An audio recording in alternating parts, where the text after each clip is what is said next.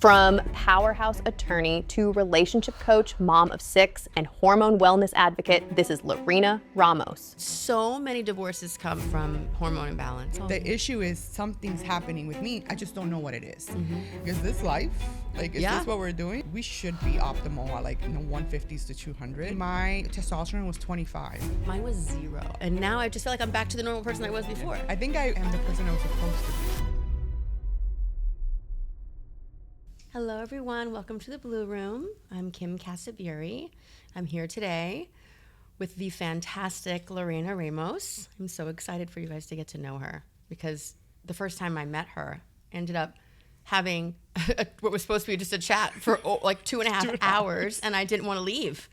My phone kept beeping. I kept turning it, just stop the alarm, snooze the alarm, stop, because I didn't want to stop talking to her because she is so accomplished and just magnetic and wonderful to talk to, and to find out there's even more layers under that is wonderful, and I know you're going to feel that way too. Lorena, you're a mom of 6, including 2 sets of twins. Yes. You ran a law firm for 17 years, and now you're a coach inside a major real estate organization. Yes. You have to break this down for us. Okay. So, yes, I am a mom of 6. We're a blended family. So when I met my husband, he had 2 children. I had my identical twin daughters. At the time, they were 2.5. He adopted them when they turned 6. And then we got married, and then we had another set of twins. Because he swore he was promised a boy. And I'm like, well, what if it's twins again? He's like, not happening. Guess what? It did happen. I'm like, he's like, I never thought she was going to bring a best friend. I'm like, I did. So, so that's how I ended up with 2 sets of twins. Everything very natural. I know people ask. It was not, it was just natural. And then I opened my law firm 1 year out of law school. So I might have been 24, 25 years old. That is incredible. Yeah. I was a single mom at the time with the girls when I opened my law firm. And broke. I think no lie, I had $17 to my name, and I went on my own. So there was that whole belief system that had to be strong. You had it back then. I had it back. I had to have it back then because I was a single mom, and I was not. I didn't want to continue working at the law firm I was in because it made me question my own ethics. So at that point, I had to make a decision if I wanted to continue working there or if I, just wanted to try and do it on my own. And I did it on my own, and it was a very good law firm for 17 years. I mean, I never had to market. It was all word of mouth, and it was, it did well for itself, but it just didn't align with me, if that makes sense. So, I mean, and going into that, I got a lot of accolades. People recognized who I was. I didn't even want to change my last name when I married my husband because I'm like, who's Lorena Ramos? Like, people know Lorena Cardama. That was my maiden name. And when I walked into the courtroom, the officers knew my perfume. Like, that's how in depth of the I did. They're like, are you wearing Lancome? Yes, ma'am. Here she comes. So, but that's how strong my identity was tied into that. But I also knew I wasn't happy. It jaded the way I saw things in my relationship with my husband because I was a family law attorney. So I did all the bad things, right? All the divorces, the paternity actions, the child support. So it's the best people in their worst time. Oh, that's a nice way to phrase that. Yeah. Versus criminal attorneys, right? It's bad people in their best behavior. Yeah. So unfortunately, I got the other end, and it definitely took a toll on me. And it wasn't until Tony Robbins' Date with Destiny in 2017, where I recognized that I was totally misaligned with who I was at my core. And I made a decision at that point that I needed to shut down my law firm. But it took me 5 years to do it. What was the moment when you decided to do that? You knew it wasn't working for you, but what was the moment that... The aha moment? Yeah. It was when we had to do our core value exercise in the event. So we had to write like our away values and our core values. And, my away values were fear, frustration, anxiety, jaded, argumentative, and all these things. And then my core values were as kind, funny, flexible, love. Those were my core values. But when we went through it, you had to circle like where are you at most of the time, and I recognized that I was sitting in my away values 90% of the time. So in order for, I was like, why am I sitting in these values versus core values? And it was like, well, I have anxiety every time I have to deal with clients and their drama, every time I go to court. And I went to court a lot. Sometimes I had 3 or 4 hearings a day. That jades your relationship with your spouse because you're constantly hearing stories of divorce. So you're like, if you do that, I was like, we should keep things separate. We should do this. We should do that. So did you do that? In the beginning, and I wouldn't even change my last name. So, we both had a past too. So I always kind of had that 1 foot in, 1 foot out. And my husband talks about, it's a Shakespeare book, Petruchio. I think it's the Taming of the Shrew. Taming of the Shrew, yeah. He said he had to tame the shrew. He's like, well, you were difficult, but I had to tame the shrew. And honestly, I didn't know what he meant by it. And so I read the book like many years later, and I'm like, oh, son of a bitch. Not the shrew. He's like, baby, you're the shrew girl. So, yeah. So, you spent all that time divorcing people, and now you keep people together. Yes. Tell me about that. So, because there's patterns and behaviors in every human, right? We do the same thing over and over again. So 17 years, I probably handled well over 1,000 cases, and nothing major was different, right? A lot of people think that they came to me because there was cheating, but that was the last thing people were divorcing on. Really? Yeah, it wasn't cheating. What was the major thing? Money, misalignment, they fall out of love. There's sometimes cheating, but the highest percentage of it wasn't. It's just I found that couples were just no longer communicating properly. Well, and that's so big. And I had several men. I actually represent a lot more men than women, and I had several men that would come in and tell me they wanted the divorce because they thought that's what their wife wanted. I'm like, well, did you ask her? And some of us like, well, we just don't talk anymore. It's more like roommates. Some of them are not having sex anymore, so they're assuming there's cheating. And so no one sat down and talked about it first. They just said, No, I had men come in here. They're different. Like, this is what she wants, but it's not what you want. So like I would try to guide them even before I filed. I was like, go read the 5 love languages. Go do this. Go through therapy. Like, don't just jump to divorce. But once there's misalignment in relationships, unless people are both willing to make the steps forward, it's going to be hard for them to reconnect. I have a question here that says, what do you wish you knew about the human mind and relationships that you wish you knew when you were an attorney? But it sounds like you knew it then. I don't think I had a huge awareness of their lack of alignments. I learned that after. I knew something was different. I knew it wasn't like the cheating, right, at that point. But I know it's going to sound wild. I always feel like you can even fix situations of cheating too. It's not the end all of relationships. Oh, I agree with that. Yeah. I feel like there's a mistake, right? And then there's habitual patterns of behaviors. That's a different situation. I agree with that.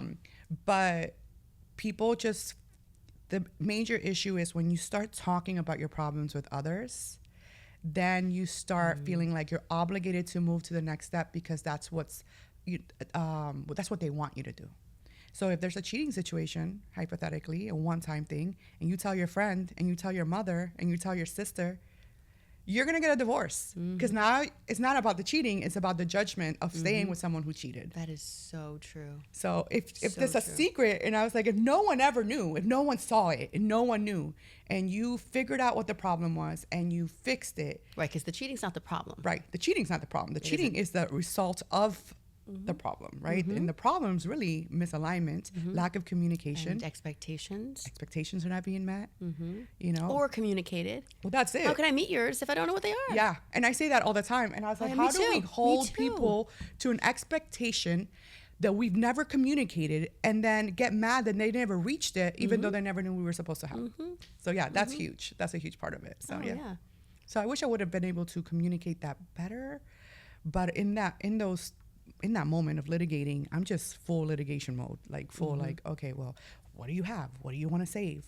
Well, let's talk about your children. Because the kids are always the pawns, by the way. People want to hurt each other and use the kids. Yeah. That's such a shame. But that is always the way. Yeah. Money and the kids. And the money and the kids. So for men, it's always the money. for the women, it's always the kids. So the men will they will fight to get the kids so that they don't have to give them money. And now you're on the other side of it. Tell me about that now. Tell me about your guiding people and giving advice to everyone. Yeah, so that's so much Counseling. better. Yeah, I get to talk to them and actually Coaching. hear them out. I coach them through situations in their relationship. I coach them through mindset issues. Because before we can work on the relationship, we have to work on ourselves. We have to recognize, okay, well, what's wrong with what's happening with me? Why am I so angry at him? Why am I holding him to expectations that I'm not communicating? Why do I not want to have sex? Right? What's the issues? And a lot of women suffer from checklist situations, right? In a sense of like they feel like they have to accomplish all these things and their husbands take a back seat. And as moms, when we have newborns or young children, we prioritize our children over our marriage. And then we fall into identity of mom first, not wife or a woman. And then we lose ourselves. You know, conversely, I think men worried about climbing the ladder or their job or providing, and they're not thinking of their wife as a woman. They're thinking of her as a wife and a mother. Right. So I think that role can get distorted either way. But then they're not communicating that. Like, it's very important to say, hey, babe, like, I'm just not feeling connected with you right now. Like, your energy's off. Like, I feel like we haven't had an in-depth conversation. It's very superficial. Like, what's going on? Like, are you stressed? I'm so happy you said that because I hear that a lot. So, and most women who say that to me are annoyed by the fact that their partner said that. Oh, wow. Oh, you haven't had a conversation with me? When have you tried to have a conversation with me? I tried to ask you such and such last week, and you just picked up the phone or walked away, and you didn't do this and this when I asked you to. Right. So he's a son of a bitch. Well, is he though, or are you a bitch? Are you just nagging? Yeah. And that's when we talk about when you talk about menopause and when that time when your kids are growing up and it's that difficult time and there's all these different pulls in different directions and someone reaches out to you, and even if they do that humbly, some people can't reciprocate. Right. And I found that when women can't, they blame the husband. So many divorces come from hormone imbalance. Oh my God! And yes. I have had so many women. They will swear now they're divorced and he's an asshole.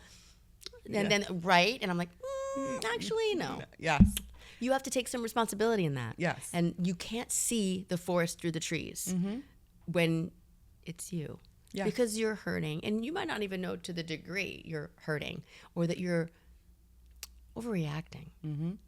No, and it's true. I was not aware of this hormonal imbalance situation when I was litigating.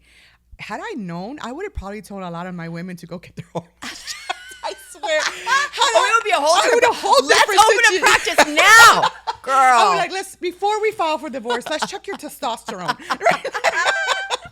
Because, oh my God, yes, right? It is so true. Yes, like, and there was a point in even my relationship with my husband where he had to sit down and be like, is this life? Like, is this what we're doing? And I'm like, I don't know, hope not.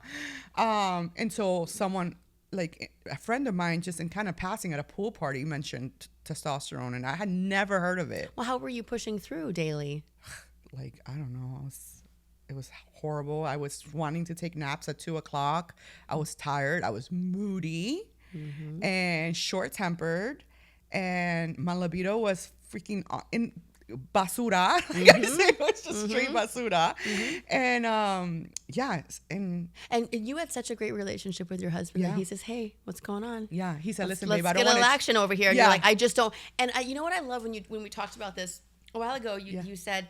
You actually said, I don't want to. Something's going on with me. Yeah. Okay. And he said, well, what is it? And Right. you guys talked about it. It wasn't like, what's going on? Is someone else? Yeah. Or why don't you're not attracted to me anymore? What's wrong? Like, it wasn't combative at all. Well, Let's figure this out. There was points early on that were a bit combative, but about the sex? Yes, because he was frustrated. Oh, sure. Right, and then of course my head hurts, I'm tired, my body hurts, my belly hurts. Whatever 100 excuses us women come up with, and then he starts thinking, wait, are you not even attracted to me? And if you guys saw my husband, there's just impossible not to be attracted to this man. Okay, it's just impossible. I hope you. I'm sure you will. Yeah. So I'm like, I tell him all the time, I'm like, you can walk around with a garbage bag and you're still attractive. That's not the issue. The issue is something's happening with me. I just don't know what it is. And that was a conversation that we had where he's like, I don't want to cheat. I don't want to see nobody else, but I need to understand if this is life, let me know so I can make a decision if I want to accept this as life, right? Because I don't want to hurt you and I don't want to do anything wrong, but at the same time, you're not meeting my needs. Like this, of course. You're not meeting my needs. See, and that's such a great way to say it. Yeah. And then at that point, I was like, give me some time. Let me figure it out. And that's when. And how did you go about doing that? Research. And then my friend who why am I a crazy bitch right now? Why is my libido like shit at 30? I think I was like 35, right? Yeah. Well, that's when it starts. Yeah. But typically, I was 42 when it actually probably 40. Okay. By the time it was just plummeted, completely like just ground floor zero. Yeah. I was 35, I think, when I started perimenopause, but I also was young when I got my period. I was 9. What were you? Oh, really? Yeah, I was 9 years old when I got my period. Were you living in Florida then? Yeah. Where were you living? Okay. Yeah. I just got here. Actually, I think we had just gotten here from Mexico. So we got here when I was 8. I got my period at 9. I was in 3rd grade. See, I was asking you where you were living because I hear a lot that it's the food in the States, the preservatives and all that, all the crap that we take in is starting women to menstruate earlier. Yeah, it's possible, but this was like, late 80s, early 90s. So I don't know how much preservatives we have. So yeah. So you started doing research. So I started doing and research. You said a friend told you about it at a party. And just passing. And I just feel like that's the way the world works, right? The universe is always going to have your back one way or another. And she mentioned her OBGYN. And I made an appointment because I'm like, you tell me something, I'm going to go with it. And I made an appointment the next day. I got in the first appointment. I was like, tell me about this pellet situation. And that OBGYN was super cool. She closed down her office though, but she was amazing. And she's like, yep, you need it. Let's test you. And apparently my testosterone was 25. Which, if for those who don't know, like we should be optimal at like in the 150s to 200. Mine was 0. Oh, imagine, girl. That's well, mine might have been 0 by the time I turned 40, if you think about it. That's right. Right. So I was 35, and she started giving it to me. And then it took a little bit, but oh my God. How long did it take? I was literally I didn't even start with shots. I was like, here, just. Yeah, I started straight with the pellet. Let's go. And let me tell you, it might have taken like 6 weeks, but I told my husband, I'm like, oh my God, now I understand why men always think about sex. And he's like, you think? He's like, we're like in the thousands. Like, yes. And you're in the hundreds. And I'm like, it was all the time. Really? Thank God we work from home. That was during COVID era, so hello. Oh my God, imagine if you had another set of twins. Oh my God, no, I got neutered. Well, thank goodness. No, I got my tubes tied and then an ablation right after, so I was like, there's no way.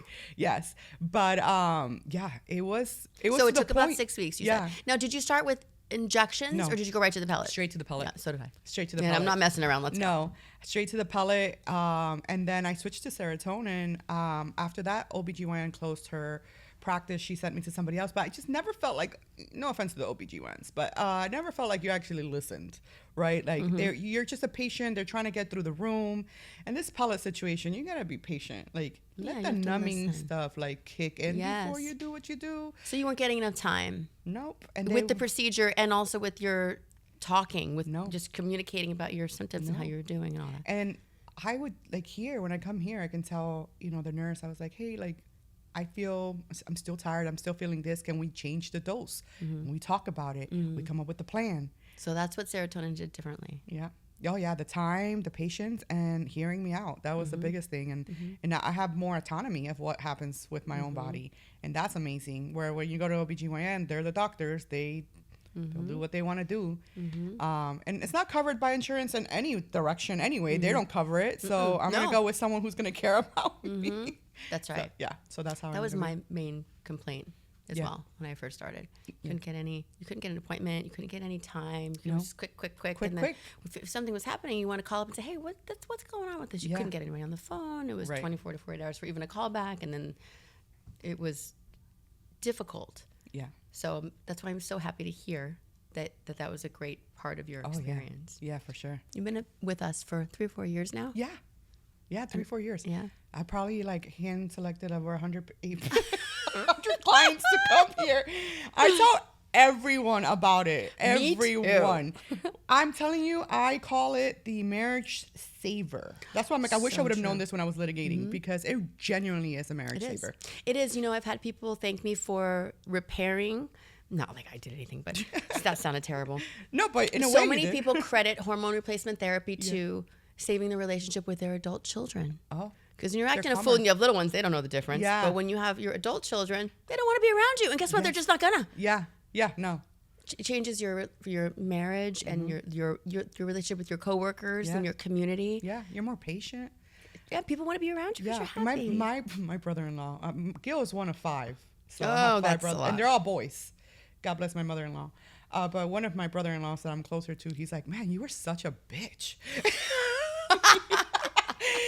But now we're like super close and we're very much alike in a lot of the things that we do. So he's like, no, I like this version better. Because I was snappy. I was this quick. is probably the version you were before you were 35. Like when you were, I found it, I don't think I've changed. I think I've gone back to where I was before this whole thing started. I was always happy and positive and energetic and then I lost that for probably 8 years, I would say. But the last 3 were just terrible. And now I just feel like I'm back to the normal person I was before.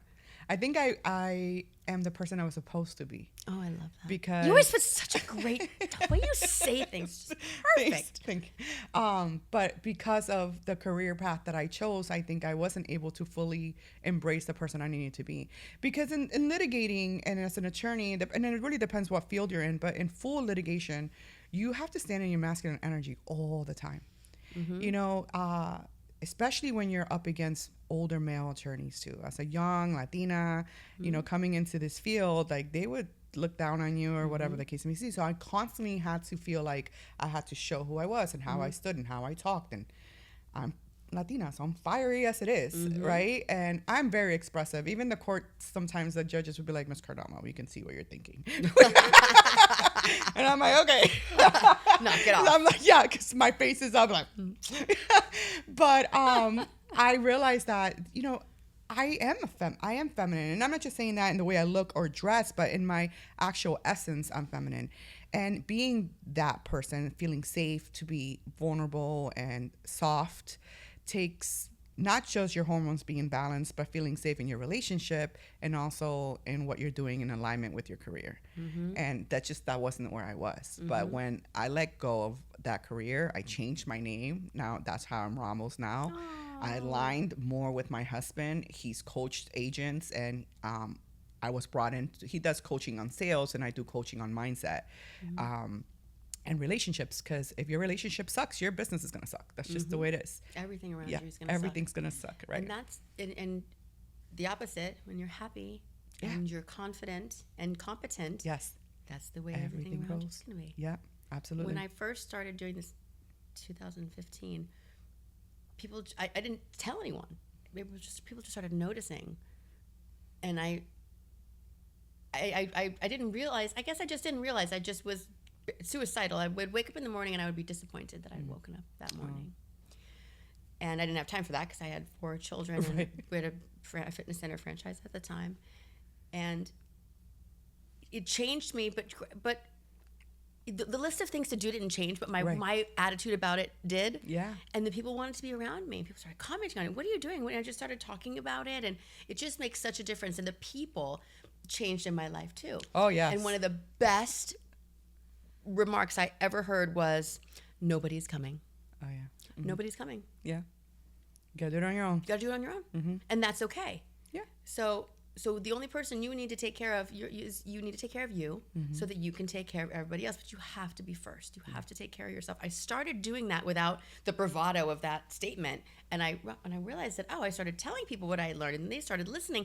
And then my group changed. Like my friend group changed, my people, even some family members changed, and because you only want those people that radiate that around you. Yeah, my friend group changed too a lot. I'm not a big circle person. Like I don't run in entourages. I like to keep my circle small and tight. Me too. But too. I do have a lot of acquaintances and people I like to be around with. But like the close knit friendships, those changed. And there's moments of isolation that I think you have to do, and reflection as to, do I want to fight for this relationship? What did this relationship truly bring to the table? Was that the old version of me? That I still feel like some loyalty to that because we have memories, or because we did so many things, or we have secrets, right? But that's the thing that you kind of tussle with. But then you're like, no, I'm a whole different person. I didn't tussle with that. No, I tussled with it a little bit. I did not I tussle. did because maybe, because I kept it so close, it wasn't like, oh, okay, well, I have this person I can go to. Like literally it was like 2 people. So if I'm letting go of one, I just lost 50% of my friend group. If I let go of 2, I'm down to 0. So there was some tussling in it because, you're talking friendships that are like 15, 16 years deep. And you create a lot of fun memories and stuff through those things. But in evolving and who you are, you're going to evolve in your relationships. Now, I have a very small family, so family's not an issue.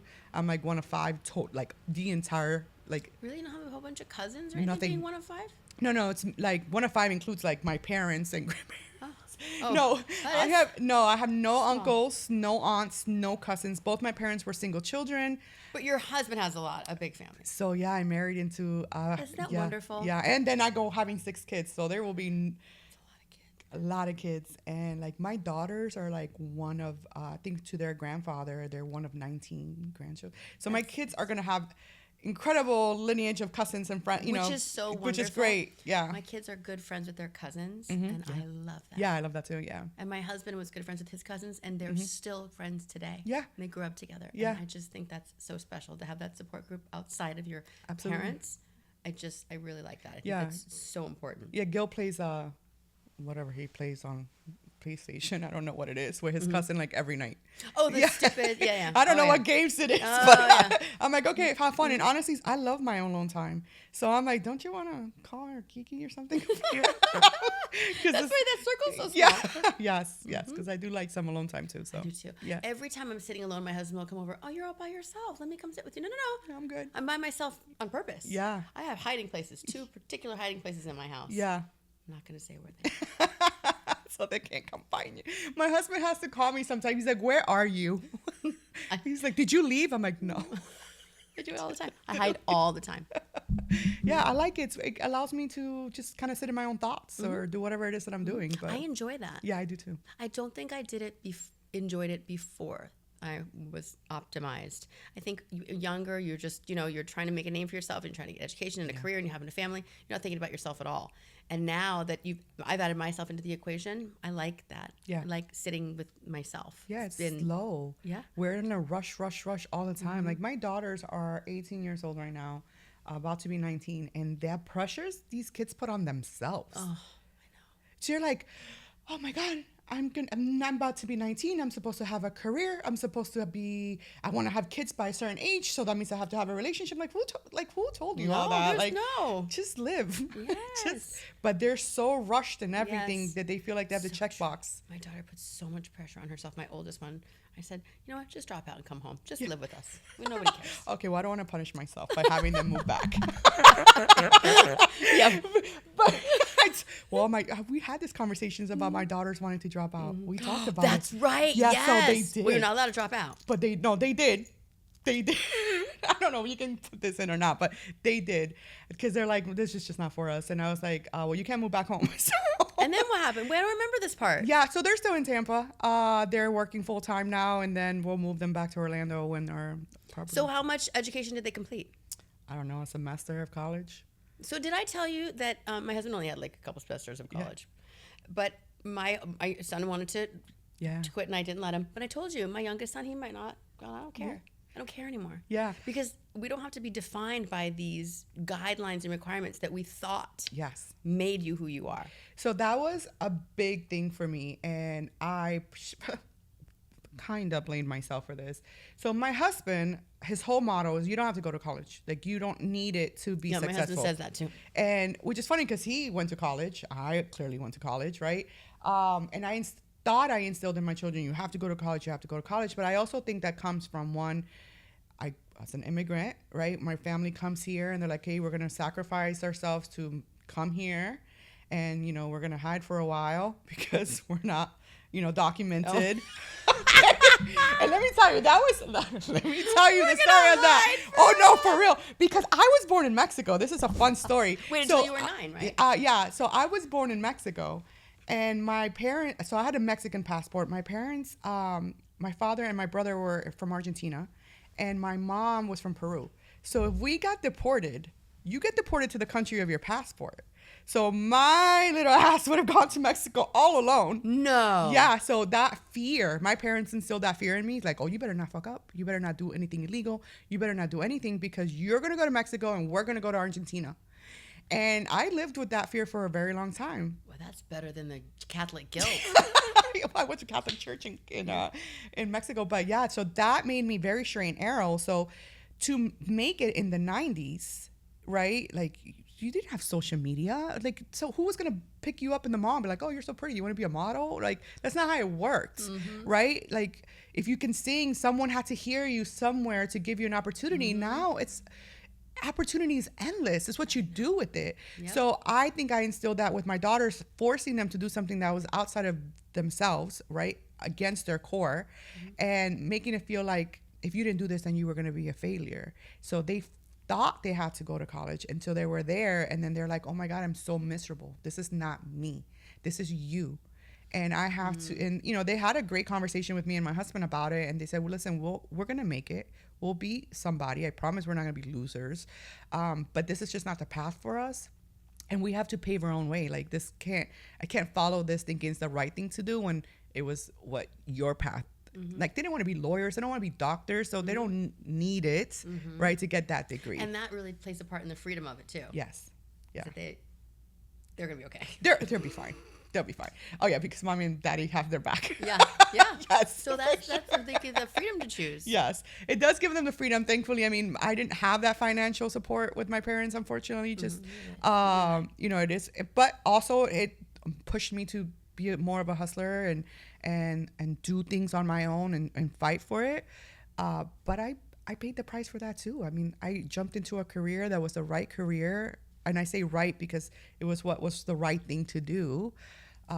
My brother is a doctor. I'm an attorney. I mean, as cliche as you get for immigrant home, right? Like, you got to be a doctor. You got to go to the military. You got to be a lawyer. Well, the president, the first Mexican president. This is what we did, right? I'm a lawyer. He went to the military and then became a doctor. Like, that's what you get. And we came here and we check on the American dream, but to what extent, right? To like, to my happiness, really. Tell me what advice you would give somebody when going through that space where you were, when you were exhausted and frustrated and your husband's saying, what's going on with you? What would you say to someone? And when your friends come to you, do you have friends that come to you and ask for advice like that? All the time. The first thing I always tell them is check your hormones. It's not normal. And why I recommend serotonin so much is because when they go to the doctor's going to tell them you're normal. And that makes me crazy. Yeah. So it's like, I'm like, listen, guys. And I try to tell them, I'm like, it's not that I'm against medicine, right? It's not that. It's just, it's about optimizing yourself. Like, where are you supposed to be in your optimal state? Not where you're supposed to be because you're 40 or because you're 45 or because you're perimenopause. Because if they run your labs, they're going to be like, oh, this is normal. Because that's what it is. And I mean, no offense to my mom. I love my mom. But she's like, that's what happens when you get old. And I'm like, no. That's what I said. I'm like, no. That's what happened when you got old. Yeah, it doesn't have to. It doesn't have to. I keep hearing over and over again that it's the biggest travesty in healthcare that women were denied hormone replacement because they were doing it 30 years ago. They were doing it for a long time. I mean, men get all kinds of fun stuff for their stuff, right? They lose one hair on their head and one erection, and they have a prescription pill and all covered on their insurance. Covered. Yes, because God forbid a man can't get it up. Yeah, right. That's right. That's very true. But when you think about that from a clinical medical perspective, it makes sense. And it took me a long time, and I was pissed off about it until I had my hormones right, because then I could cognitively make peace with that. And I could understand, because when you are no longer able to procreate, your body will decline, because that's what you're for. Right. Your human body is to procreate. Men can always do that. Yeah. So they're not going to decline like we do. Right. And I understand that. And that's how medicine is based. Right. Women's healthcare is caring for you when you're childbearing, and then helping you stay free of female-based illnesses and cancers after that. Right. Not that you're happy. Nobody gives a shit if you're happy. No, absolutely not. And the thing is, we have to, I mean, women's care is probably fairly new if you consider how long it's been out, right? Men were primarily doctors, so women were just nurses. So that means women did, you know, most of the work, but just had to keep their mouth shut. So Not anymore. Not anymore, right? Exactly. But this is where, that's what the problem was, where you have all these men, and then other men come in, and they're like, well, I can't, you know, my libido's, I can't get it hard. Oh, well, then that's an issue for your masculinity too, right? Oh, because sure. men's masculinity is based on whether or not they're having sex, and how often they're having sex, and you know, that's how they feel. Where they have an erection when they wake up in the morning. Right. So that starts then they start feeling like less of a man. So of course they're gonna put all this money into making sure men feel like men. Sure. But And I remember when I first went to the doctor about this, one of the OBGYNs said to me, he said, you know how it is when after you turn 40, your husband chases a 20-year-old. oh my God. And I said, if my feet were up, I would have punched him. What? What? Oh no. I don't even remember what I said to him, but I'm pretty sure I've said, what the fuck? Or something like that. I didn't say fuck you guys. Is that what you did? I was like, what? Yeah, right? I remember just being like, what? What? Oh, that's and crazy. then, but now I understand, because they're looking for vitality, and they're looking for youth. They're looking for someone that can still, I mean, look at all these older guys having babies when they're 80s and all that, so they can feel the virility and all that, whatever. Ridiculous. For sure. But for us, I think it's important that women can feel good as they're aging, so they can enjoy the fruits of their labor, literally the fruits of their labor. Yes. And not being hunched over, the benefits from, so not having the osteoporosis and osteopenia and hunchback and all those things, and you're losing your mind, and all of the infections that can come along with having vaginal dryness. People think, oh, it's all about sex, all about sex. It isn't. It's not. It is absolutely not. That older women, elderly women get sick. They get septic from Lots illnesses. of UTIs. Yes, and that becomes huge UTIs. Yep, and then that can become septic because they're not going to do anything about it. No, and it becomes happens skin all the time. infections, Yep, and then all kinds of stuff. Yep, and they can die from that. Yeah, and they can absolutely. And they feel terrible, even if they live through it. They feel terrible. Yeah. And now we don't have to do that. And there's such an incredible community of women that are taking care of themselves with hormone replacement therapy that are just crushing it. And I love that. Yeah. You have so much more energy. I mean, imagine it's like the sugar crush or that coffee crush at 2:00, right? That's your life when you're not on these things. Like, you are passed out on the sofa. You're not working out. Why are you not working out? Well, one, you're not getting up at 5 a.m. Forget that. And I'm not doing that anyway. But I'm also not working out at 7 because I'm tired by 2. And then you still have to cook dinner and help the kids with homework and do whatever needs to be done. Yep. And then, of course, you're, misaligned with your spouse too, because you're trying to avoid, not talking. Don't make eye contact. So if I make eye contact, he's going to expect something. That's right. Right. So you try to avoid that. So it's constant anxiety that you're putting yourself through. And then you start like losing your figure because it's hormonal. And you're like, well, I don't understand. How did I gain 7 pounds? Nothing's changed in my habits. And I'm starving myself. I'm eating like a rabbit, and I'm exercising twice a day, and I still can't lose weight. I have a girlfriend that says that to me. Like, get your hormones checked. Get your hormones checked. I keep telling you. I keep telling you. I feel like I should run on serotonin. Want some one? Yeah, sure. You should. I should. You should at least be an ambassador. I'm totally an ambassador. I feel like a broken record because I must say, have you checked your hormones at least 2 to 3 times a day? It's crazy. Oh, I say it all the time. All the time. And even if I don't outwardly say it, I'll use it as a tool to be a patient, kind person. If I'm somewhere and I see a woman my age frustrated with somebody, snapping at the cashier or grabbing the kid, I realize she's not a bad person. No. She's just stuck. She just doesn't have a pellet. She needs to get, everyone, if you're in my orbit, you got a pellet in your ass, I'm telling you. It. Listen, I even tell the men. Oh, yeah. You know, one of our franchisees said to me, he said, I loved what you said, and you're absolutely right. He's a physician. He said, but you need to speak about men. Yes. He said, because do you have any idea how difficult it is to say, I'm having trouble performing in the boardroom or in the bedroom? It's difficult for us too. Yeah. And we need it also. We have brains and bones. Yeah. We need those things to be protected with our hormones as well. Yeah. And I said, they're just not checking right. it. And listen, I didn't believe it, but my husband told me, he's like, listen, a lot of men suffer from like ED. And I'm like, nah. Mm-hmm. Oh, yes, they do. So I Googled it. It's like 50%. Get out of town. No, I'm serious. ChatGPT it. But like 50% of men, 40 suffer from ED, and then it gets higher as they age higher.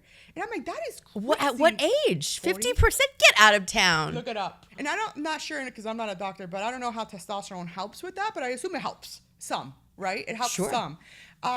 But yeah, so they do tend to feel less, active. Yeah, because that's the lifeblood. That's the lifeblood for them. Mm-hmm. So, and then men also, let me tell you, when I got on my testosterone, and I was like, holy crap, who is this 20-year-old, right? Me and my husband are 10 years apart, but he's always been very vibrant. But there was a point he had to tap out.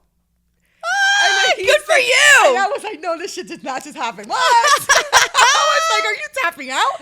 He's like, I don't think in my life I would have ever thought I was going to do this. And I was like, oh my God, winner, right? And then he's like, no, this is not happening again. So now he's on testosterone with you guys too. So he's like, no. No, can't have that. So we can't have my wife trying to do more. Isn't that great though? What a wonderful feeling. Yeah. So no, it was great. It was great because my whole for a large portion of our relationship, it was him wanting more, and I'm like, oh my God, you tapped out. So you have to bring that up all the time. Don't ever let him forget it. Don't ever let him forget it. So now I want to say, best part of it, because I'm on the pellet, he's on the shot. Mm-hmm. It works great because when you're both on the pellet, you're optimized at different times. Mm-hmm. So maybe I'm high and he's low, and it's hard to kind of meet. But with him being on the shot and me being on the pellet, he always keeps himself leveled. Mm-hmm. So, and he knows, he's so much more patient now too, because he'll be like, so when is your pellet appointment? Because he's like, you're tired, 2 o'clock, you're trying to take a nap. Yep. So he already recognizes the patterns in me, has so much more patience, and then knows that. Oh my gosh, my husband too. He just had no idea. No, they didn't know. And he was always kind. He never even, I look back at this, and I don't even know if we're doing the podcast anymore. We did all the questions. When I look back at those before and afters they put of me, oh my God, I'm like, it's like Houdini. I didn't realize I looked like that, because I'll show you the picture of me before. I looked like this before that, like when I was 38. This is what I feel like normal. Mm-hmm. And then I went to that, and he never said anything.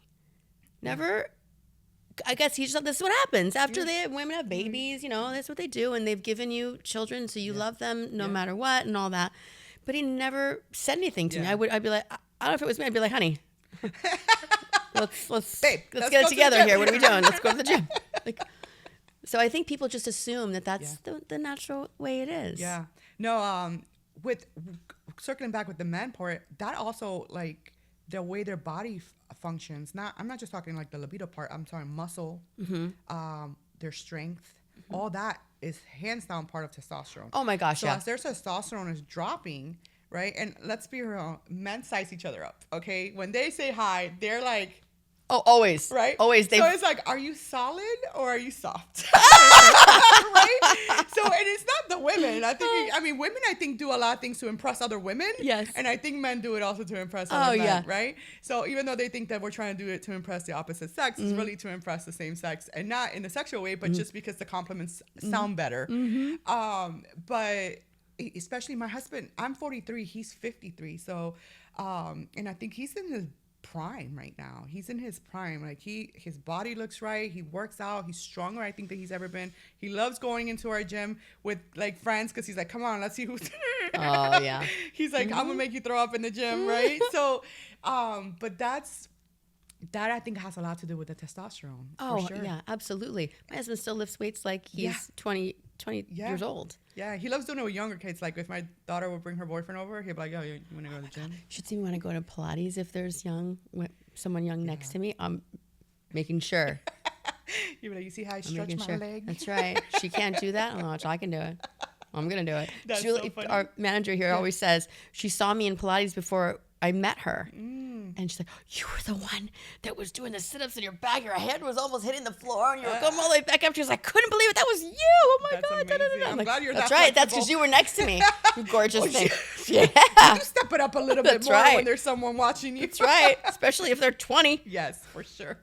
I'd like to work out by myself in my own gym because No. I do. I don't like going to the gyms because I that's a lot of people, and I don't like fighting for equipment. Mm-hmm. And I like my workouts to be 30 to 45 minutes solid, Mm-hmm. not an hour and a half because I'm waiting for my turn on the gym. But Pilates and like Legreen, those are different because you have your own. Those are great, and people should not sleep on that. That works your muscles. On a It whole really different does. level. And It if I humbles didn't you. have my hormones optimized, Yeah. there is no way. I have had women come up to me. I'm not exaggerating. All the time. How did you do that?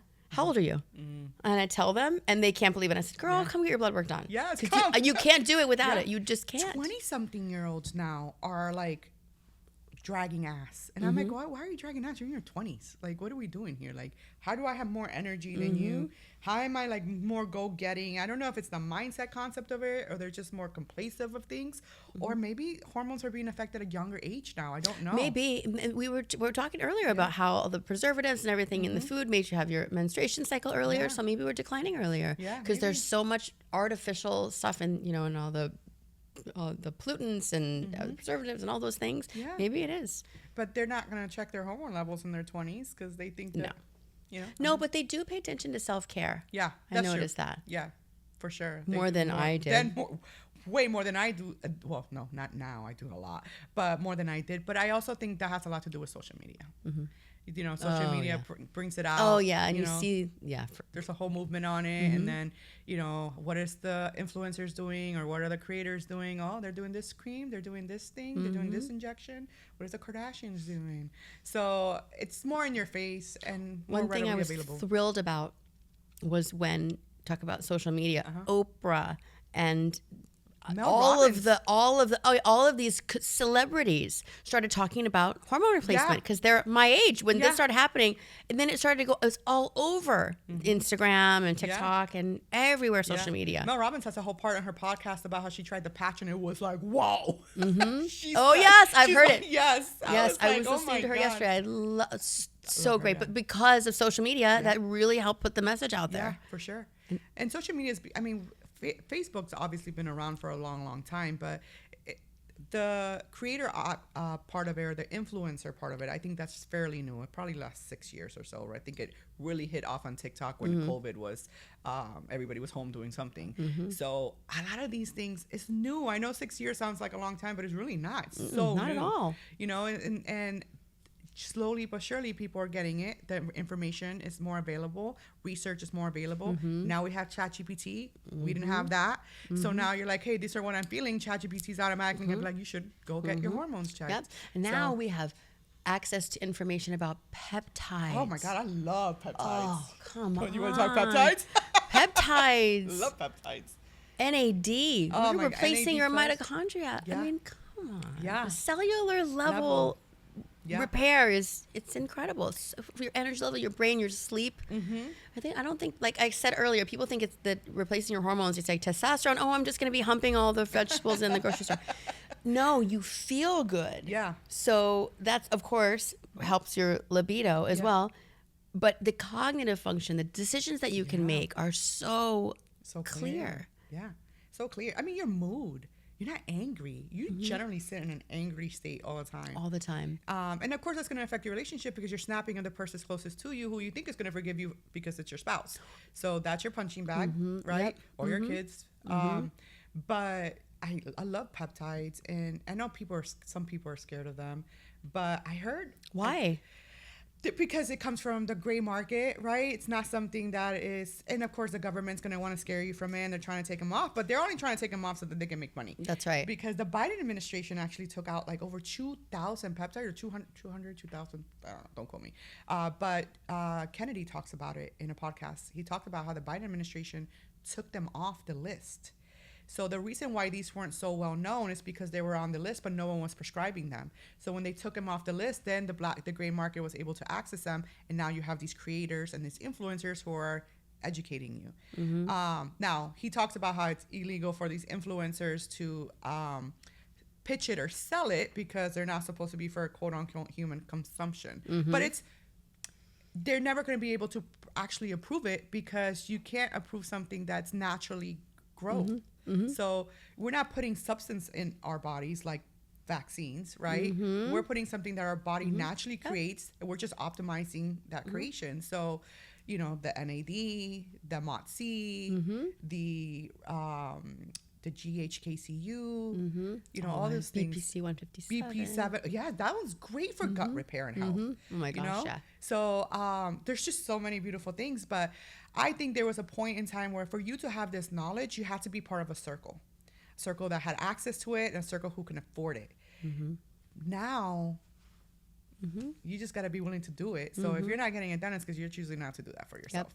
And that is a big mistake, not only now, but in the future, to avoid Alzheimer's, heart disease. Now the list goes on and on and on and on. Everything, fibromyalgia, the thyroid issues. Let me see what else. There was anxiety issues, depression, all those things. They want to medicate the symptoms, but not attract the actual issue. But if we can fix what's happening inside us rather than just masking it, right? Intercellular hydration, right? Like, are we like, just put salt in your water? Really that simple, right? Salt in your water. It's so simple. So simple, but we don't do that, right? Because we're doing it now. Yeah, I do it all the time. I mean, I definitely do electrolytes every morning, so I do that. And there's just so many things out there, right? You can check, there's supplements, your 5-MTHR, where helps you depending on your genetic mutations, because we all have genetic mutations, but you just got to test them, and now it's readily available. Go and test your genetic mutations. It's fantastic. Yeah. Everything's available to you. It's a wonderful time. Yeah. So now it's not about options now, it's about choices for yourself. That is so true.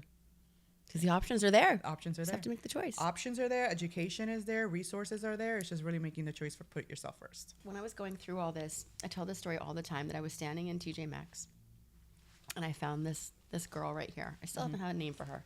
I need to name her. And she was just sitting there, and I was in, that stupid long line, that dumbass long line that snakes. Yes. 15 registers in that. All the way to the back of the restrooms. Right? Yeah. So anyway, she was sitting there with all the candy and all that stupid stuff. And I just looked at her, and I'm standing there, and I was so big at the time, I couldn't even put on my clothes. I was wearing my husband's clothes. And if you see my husband, it was just ridiculous for me to be wearing his t-shirt. And I looked at it, and I realized that she's hugging herself. And I thought, and I just literally cried standing there, and I bought it. Wow. And it really made an impact. I keep it right when I walk into my house. I look at it all the time. I think about it, and I've integrated it into any time I'm speaking on this subject, because I think it's really important, because it is so profound to talk about a woman hugging herself. Yeah. And I literally will hug myself. I can remember laying in bed, and I had a weighted blanket. Do you remember when those came around? Yes. For security, for healing, for, I don't know, whatever therapy I was doing at that time when I was trying to figure out what the hell was wrong with me. But I had a weighted blanket so you could feel safe, and you could be calm your anxiety and all that. And I remember thinking about that time, the weighted blanket and hugging yourself. And it's so, so important to do that. So as a thank you for being a guest with us today. Thank you. Please. Oh my God, it's a mini version. I know. It's the best thing Oh my God, I love this. You put it on your desk I or your will. vanity or That's somewhere so where you look at amazing. it. Thank you. And I hope you're so proud that you put yourself first when you Thank look you. at that. It's so cute. Isn't Isn't that great? I love it. Thank you. Giving yourself grace and being proud of yourself Yeah. and giving yourself everything that you need. Yeah, and putting yourself It's first. so it's just changes everything, and like I said, in the whole circle around you. Yeah. And it is really It's powerful. is really powerful. Yeah. And I'm so happy. I don't know how I got into being the person that does that for so many people, but I'm so proud and honored to do it, as I am to be your friend and to sit and talk with you today. Yes. As you should be, because this is an amazing company. Like it's changed not just my relationship with my husband and everything else, but so many others. Yes. And Like, I think about, know. though, we would have lost this 17-year experienced litigator Yeah, yeah, had you not yeah. come to this realization, Yeah. had you not started taking Take care of yourself. We Yeah, would have lost exactly. her. Or maybe I still would have been out there angry. Yeah. Yeah. Fighting men in court all day. Yeah. And now look Now at you. look, I can save marriages Now one way or you're another. paving the way for all these couples and especially women to feel Yeah. good about Yeah, themselves. exactly. So, but thank you for inviting me. This was fun. You're welcome. Yes. Thank you so much Yeah. for joining us today.